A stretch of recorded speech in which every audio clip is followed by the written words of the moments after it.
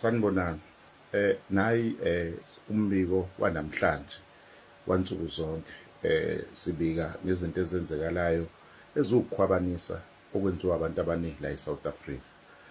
Silandela futhi namakomiti kaMadlala. But before singene lapho asiqale sibonge ingane zakwethu. Mubuka la esithombeni phansi ila esibika khona ukuthi inyangeni nje ka January leli page livakashelwe abantu abangaphezulu ka 2.6 million. Siyabonga ngani zakwethu. Abantu asebekhona abalijoyinile bangaphezulu kwa 50,000. Ufakazi bonake lokho esibuvezayo lapha. Asingene nodabeni la namhlanje. Namhlanje kunendoda la ewukhongolose. Ukhongolose usomabhizinisi wase Northwest. Igama lakhe uSalim Karim. Salim ke unobuhlobo noma kuthiwa unobuhlobo nabantu abaphezulu kubalwa nepresident uCyril Ramaphosa kanjalo noVusumuzi Mahlala. Uyabalwa ke noma umela. Le ndoda yathola imali ekhathi kukhokhelwana lapha kwiMedicare khona imadlana eyayithola e1.5. Lobo bufakazi buvezwa uX laphana kwilokhuzana ubufakazi bakhe kuMahlanga. uX uyabuveza ubufakazi bokuthi le ndoda yakuthola laphana. So le ndoda ke isizame ukuguqula isinqumo seMahlanga. Umuntu oqala ke lo oveza leyo nto omangalela iMahlanga ukuthi avele phambi kwayo azozifakazela ukuthi wayithola leyo mali.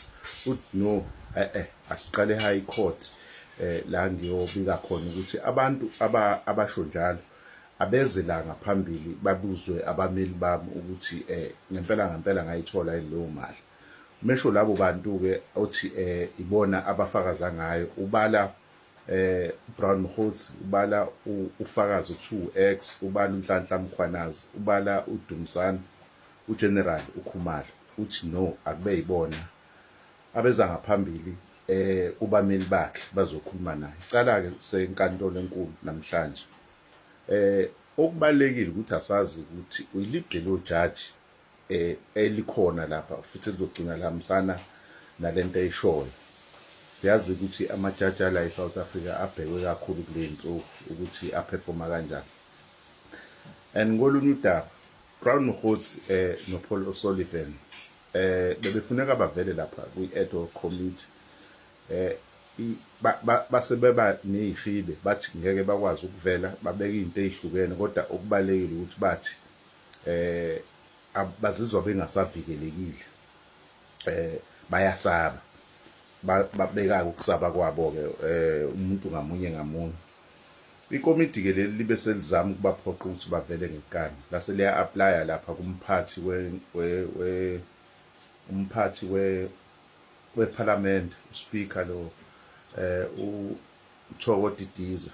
Thoko Didiza ke ubukeka evumelana nalababhemi labo ukuthi no iParliament leli kufanele lilalele bona ngoba into abazishoyo iParliament akukho elizamile ukukulungisa. Uma bethi abekho safe iParliament alikho la liqiniseka khona ukuthi lizobenza babe safe. Osho ukuthi ke bazolalela ubufakazi ngaphandle ukuthi bavele ekomidini uma gcine kuhambe kanjani.